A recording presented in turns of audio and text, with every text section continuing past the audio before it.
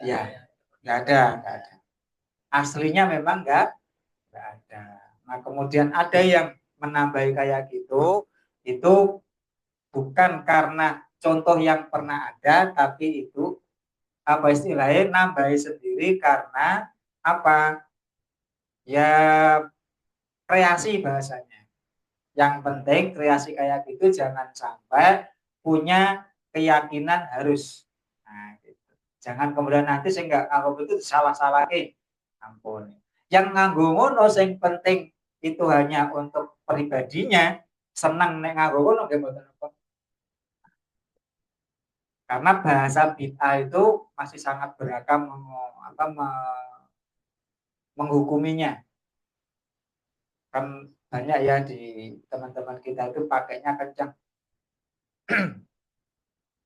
bahwa sesuatu yang baru itu kula muhdatsatin bid'ah wa kula bid'atin dolalah wa kula dolalatin finnar. Semua yang baru itu bid'ah dan semua yang bid'ah itu sesat dan semua yang sesat neraka. Oh, jadi putusannya kabeh sing ora wonten apa niku bid'ah kabeh terus neraka kabeh. Lan niku kadang menjadi nggak pas. Nah, maka perlu disesuaikan. Apa diantaranya? Lihat aja para ulama kita. Mereka semua ada nggak yang bisa dijadikan cantolan-cantolan. Sehingga apa yang kita jadikan kita dan tidak itu apa benar-benar sesuai.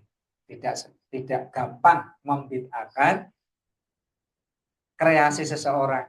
Nah, karena memang kreasi itu sudah sering terjadi. Yang kreasi itu memang ada dasarnya hakikatnya.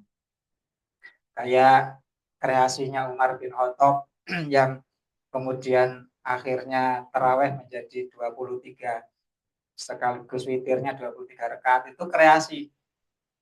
Kalau riwayat dari istri Nabi kan menyampaikan misalnya Aisyah, Rasulullah itu setiap sholat malamnya baik Ramadan maupun di luar Ramadan tidak pernah lebih dari 11 rakaat. Nah, kalau istrinya yang lain Rasulullah pernah melaksanakan 13 rakaat. Jadi antara di rumah istri satu dengan istri lain Nabi kadang beda. Oh, neng Aisyah iki kurs 11. Terus garwane lintune niku 13. Nah, itu istri yang meriwayatkan. Jadi berarti kan enggak kayak nggih garwane. Tapi memang kalau riwayat Aisyah itu jangan ditanya bagusnya dan lamanya sholat malamnya Nabi. Satu rakaat niku 5 juz.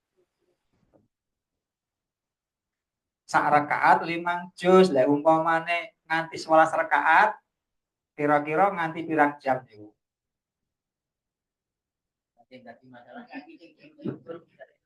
Nggih. Ya, nah itu kemudian di zaman Umar bin Khattab kalau kalau melanggengkan yang 11 rakaat itu karena yang dibaca lebih pendek sehingga selesainya lebih cepat. Maka Umar bin Khattab beristihad supaya selesainya sama, timingnya sama, maka ditambahlah rakaatnya. Jadi sebenarnya tambahan rakaat itu karena ingin lama selesainya sama. Itu istihadnya.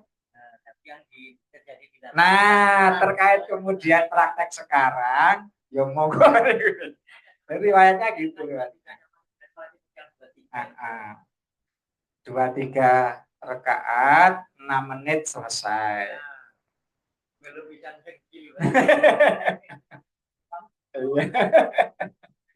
Ya. Ya. Memang itulah memang di praktek masyarakat kita ya tadi itu kemudian ada yang kemudian mempraktekannya tidak sesuai dengan asal muasal terjadinya alasannya dulu. Ya itu semua monggo pilihan. Oh, ganjarannya bisa Allah dengan taufik. Intinya kita nggak perlu sampai saling menjelek-jelekan. Cuma memang secara fikihnya saja ketemu apa tidak. Nah, pilihan. Sing seneng cuwepet yo akeh. Oke.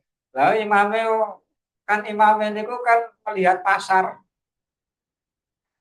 apa keinginan pasar makmumnya minta seperti itu. Ah, digawe suwi ya malah hilang. Nah, itu masyarakat kita. Oh cepat we ono sing ilang. Oke. Ngata. Jadi intinya antara adzan dan qomat itu bisa digunakan zikir, puji-pujian sebenarnya itu bagian dari zikir sebenarnya, cuma nganggo corong saja atau agak keras. Gitu. Terus ada lagunya juga. Nah, pakai lagu pun ya perbedaan pendapat. Duh, mau dilago, oke, ngoten niku jenenge. Wah, nggih, sing seneng seni, sing ora seneng seni kok nyalah-nyalake masa donga kok karo nyanyi.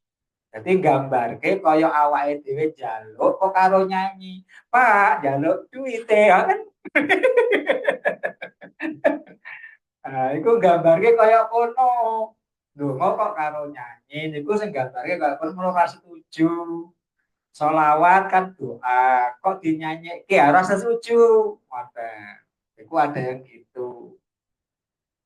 Tapi ulama-ulama kita yang mereka juga alim, banyak juga yang doa dengan dilantunkan seperti itu.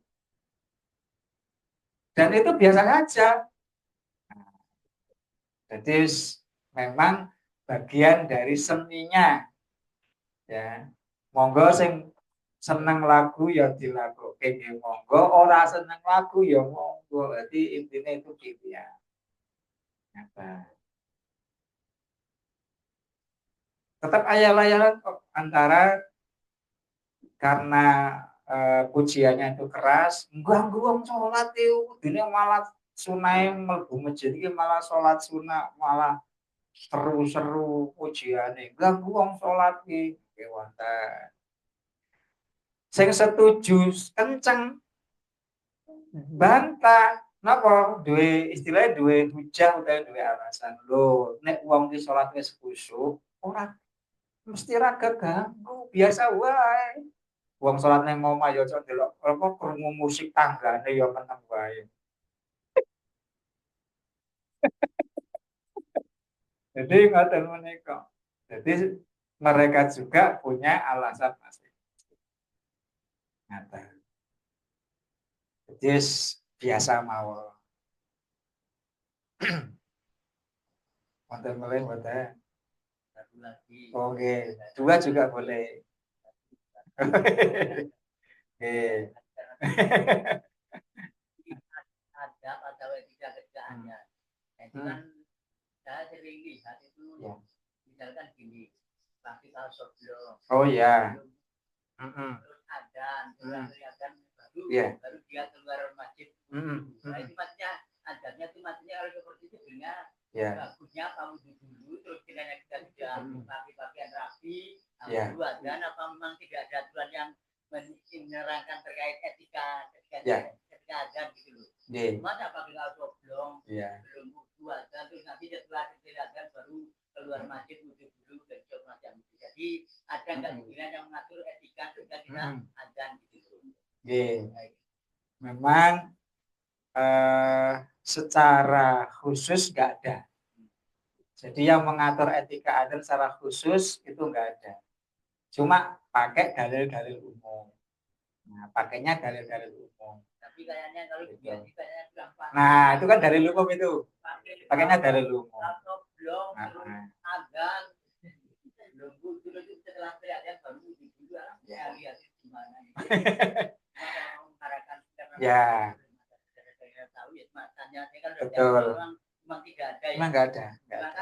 Lebih baiknya ya betul. Ya karena kita ada kan berarti kan kita kan harusnya ya karena ya kita sudah dalam keadaan cukup baik udah khusyuk udah rapi ya pakai tinggal sholat ya atau gimana tapi kalau belum ada setelah itu baru. Tapi memang gini, jangankan adzan ya yang belum ada apa secara dalil khusus rincinya memang nggak ada. Sholat saja itu tidak harus rapi banget. Karena memang secara syarat rukunnya yang penting untuk aurat.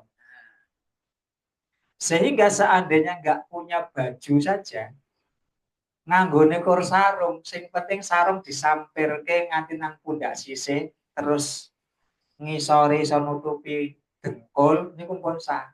Asline ngoten. Dari sisi syar'inya atau dari sisi syarat rukunnya. Cuma kemudian nek umpamane ana salat kok zaman saiki kaya ngono mesti aneh kan? Gitu. Jadi sebenarnya memang kadang kita bicara ilmu itu kadang perlu, jadi setiap masalah itu memang harus kita ukur dengan 3 masalah. Pertama kita ukur dengan hukum fikihnya, yang kedua kita ukur dengan hukum akidahnya, yang ketiga kita ukur dengan akhlak, etika. Pantes porasi secara akhlak ngono kuwi, jadi perlu diukur 3 ini. Kalau memang 3-3 ini bagus semua berarti ideal. Tapi kadang orang nggak bisa ideal. Adan wis manjing ngenteni sing adan ra teko-teko. Padahal wis suwi. Anane dhek bar teko sawah. Jadi seperti itu. Bar teko sawah nganggone oblong. Bisa jadi kita ya juga kadang maklum. Ya istilahnya rada legowo aja gitu. Dia mau ada kerja alhamdulillah. Supaya kita legowo dengan orang-orang. Cuma memang idealnya sebagaimana yang tadi disampaikan Pak Bob ya seperti itu. Cuma kadang kalau kita mau seperti itu tidak semua kondisi bisa. Karena pada zaman agak jauh dari Nabi, tapi sahabat ini masih hidup. Jadi sahabat ini masih hidup. Kemudian di saat itu sudah banyak pengikutnya para sahabat antara tabiin dan tabiut tabiin. Nah, beliau sahabat ini ingin memberi contoh bahwa sholat tuh nggak harus buat apa nganggo pakaian kudu jubah misalnya, kudu jubah, apa mana kudu sorbanan. Piyambake akhirnya wis nganggo sorban, wis nganggo napa? Semua ditanggalkan gitu. Dilepas dicopot, dia hanya pakai sebagaimana yang kita contohkan tadi, yang penting bisa menutup aurat sebagian nopo ini kelihatan. Kemudian dia sholat. Nah, tatkala dia mencontohkan sholat kayak gitu, banyak orang-orang yang ada di masjid itu mencemooh. Iki sahabat, kelasnya sahabat, sholatnya kok koyo kono nganggone kelambi. Nah, ternyata apa setelah banyak yang mencemooh itu beliau nyampaikan, saya pernah sholat bersama orang yang lebih mulia dari kalian. Dan pernah sholat seperti itu, termasuk sahabat-sahabat yang semasa aku banyak sholatnya pakai kayak gitu. Karena apa? Punyanya kayak gitu. Bahkan ada sahabat yang dia kalau sholat ora sempat dikir langsung pelencing balik ngomah krono kelambine gantian karo bojone. Nah, kira-kira pripun niku? Salate kudu gantian karo bojone kelambine. Nah, maknanya napa? Artinya kalau mendapati seperti itu kita perlu ilmu. Oh, nek secara syar'i dia sebenarnya sudah terpenuhi. Mas secara etika kemudian kurang. Itu intinya. Jadi kita ukur dengan syar'i dulu. Kalau mas secara iman sudah selesai ya udah. Jadi dia kepingin Apalagi dia adalah orang yang alim misalnya. Oh, dia ngasih contoh kepada orang yang apa? Di antaranya tidak bisa melaksanakan atau pakai pakaian yang seideal mungkin. Jangan sampai mengatakan bahwa sholat itu lebih baik nganggo jubah. Nah, padahal pakaian jubah wong Arab kabeh. Jenenge wong Arab ya jubahan wong jenenge aneh. Akhirnya saling mencemooh gitu. Sebaik-baik pakaian sholat nganggo jubah, sing ora nganggo sing duwe jubah yo angel. Padahal tidak seperti itu. Rasulullah juga menyampaikan bahwa syarat rukun sholat adalah diantaranya yang penting menutup aurat. Aurat laki-laki dari pusar sampai lutut. Nah, jadi seandainya duanya kok cuma iso tapian gitu. Nutupi di atas pusar rodok dodo sih katanya. Tahu yang penting kemudian bisa nutupi di bawah lutut. Nah, itu secara syar'i sudah sah sebenarnya. Nah, cuma kan terus wong piyambake niku sing duwe klambi anyar akeh utawa klambine apik-apik akeh lengkap, delok kaya ngono terus mesti aneh.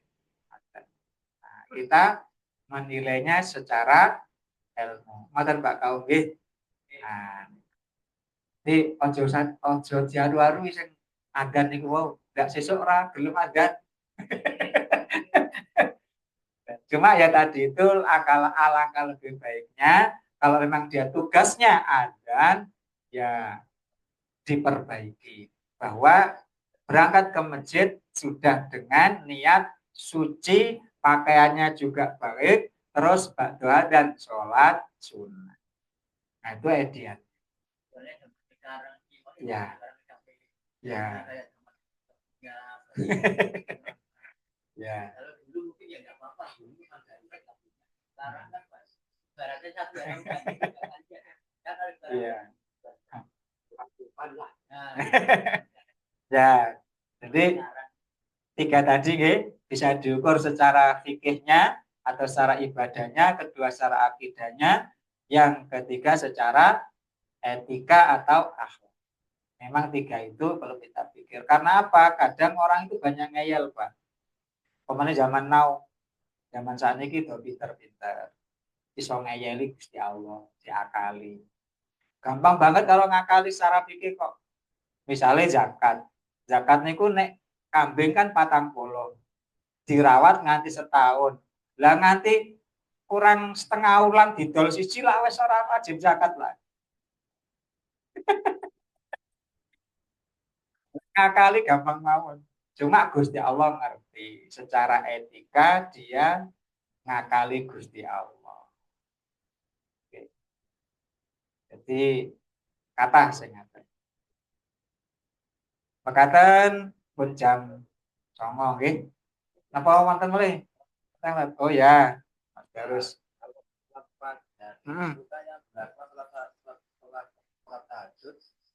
Sebelum subuh ya. Ya. Minimal berapa rakaat? Ya. Ini sholat fajar 2 rakaat. Satu ya, sholat fajar 2 rakaat. Tetapi waktunya kapan? Ada 3 pendapat untuk sholat fajar. Ada yang berpendapat sholat fajar itu berdiri sendiri. Waktunya kapan? Yang penting malam sebelum masuk waktu subuh. Nah, itu. Bisa setelah sholat tahajud, witir, nah masih bisa kemudian sholat fajar. Ini berdiri sendiri. Kemudian ada yang mengatakan bahwa sholat fajar adalah sholat rawatib qobliyah subuh.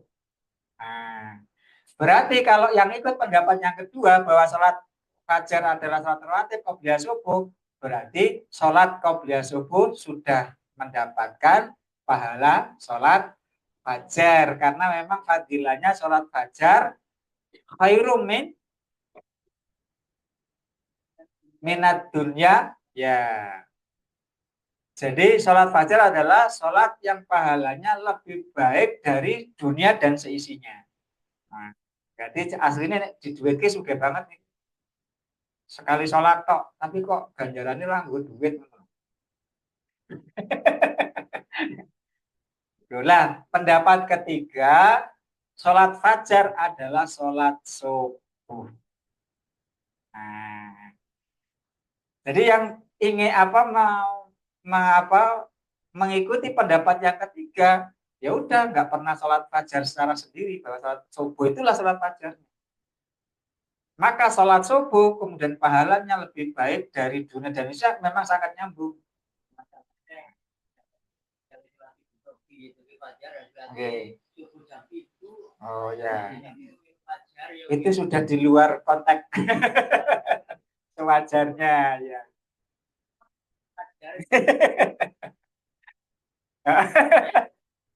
Pak. Ya, ya. Jadi kalau udah sholat qobliyah, Ya. sholat fajar terus Hmm. qobliyah subuh itu mungkin double. Maksudnya pun? Sholat fajar. Ya. Qobliyah. Berarti mengikuti sholat fajar yang berdiri sendiri. Paham betul? Iya, karena tiga pendapat kan. Kalau dia sudah sholat fajar sendiri, berarti kan sudah berdiri sendiri. Nah, kemudian dia karena masih punya kesempatan bisa untuk sholat sunnah, bisa dia gunakan sholat qobliyah. Jadi yang punya pendapat sholat fajar sendiri, dia bisa sholat qobliyah subuh bisa. Itu yang artinya itu semua diakomodir ulama-ulama kita yang punya pendapat beda tadi. Terkait dengan pahalanya, ya udah pasrahkan Gusti Allah. Semakin banyak kita beribadah, insya Allah semakin banyak pula pahalanya. Ini begitu. Tapi nggak usah ayal-ayalan gitu. Yang bener ya fajar ya dewa, qobliyah ya dewa, ya monggo. Terus ya aku melu sing qobliyah yo fajarku ya. Mau fajar teko ning kene kok. Nah, gitu Mas Darus gimana? Setelah kan juga mau sholat fajar. Ya kalau mau ikut yang qobliyah berarti ya iya. 2 kali berarti nggak apa-apa ya. Jadi Maksudnya berdiri kalau berdiri sendiri dia sholat fajarnya belum masuk waktu subuh. Dia berdiri sendiri. Jangan segala adzan, soalnya adzan itu telat soalnya. Kuncinya waktu subuhnya sudah masuk atau belum. Kalau sudah masuk berarti ya dia sholatnya qobliyah. Nah, qobliyah ini ada yang pendapat itu termasuk sholat fajar. Kan malah double kan? Kira-kira milih sing ndi? Sak kepenake jenengan wis kula kur ngaturke ini ulama kayak gitu. Gitu. Jadi kita tinggal milih mau sing berdiri sendiri berarti fajar dilakukan sebelum datang waktu subuhnya. Bersolat tahajud, witir, ke ono waktu silakan sholat fajar. Nah, kemudian mancing subuh, nah qobliyah gitu. Terus nembe sholat subuh. Nah, sing repot subuh nih jam 7 niku sing repot. Masih sholat fajar ya jangan sampai sholat ibunya jam 7 kan. Iya. Iya. Itu rakur sholat subuh niku. Melebihi dari sholat suruh. Melebihi dari sholat suruh. Nah, terkait dengan sholat sunnah, Rasulullah menyampaikan sebaik-baik sholat sunnah di rumah tempatnya. Bagi laki-laki, tempat terbaik sholat sunnah di rumah, sholat wajib di masjid. Nah, tapi bagi perempuan sebaik-baik tempat sholat, baik wajib maupun sunnah di rumah. Nah, itu dalilnya.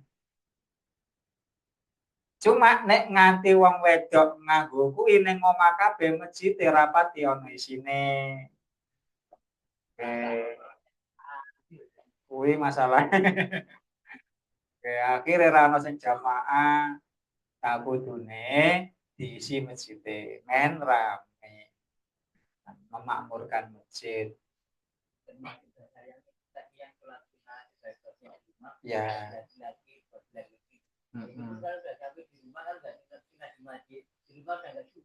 Ya. Banyak yang udah nggak sunat, ya. Udah menjadi sesuatu yang berat. Nggih, Pak. Tapi hakikatnya tergantung orangnya juga sih. Kebiasaannya. Ya. Banyak yang udah nggak sunat. Ya, memang. Jalanannya itu berat. Ngaten nggih. Mekaten obrol-obrolan.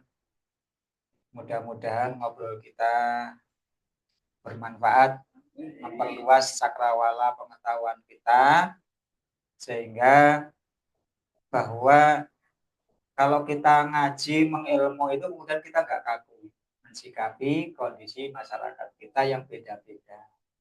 Kuncinya itu, jadi kita PDQ atau Padepokan Quran ini ingin menyampaikan bahwa hakikatnya memang ulama kita memang beda-beda. Tapi ulama kita tidak mencontohkan sampai egreng. Maka kalau kita ikut ulama-ulama kita, kudune rausa egreng. Kita setelah dipahami dengan ilmu, kita kemudian saling menghargai, menjaga tetap toleransi, kemudian saling memperbaiki diri bareng-bareng.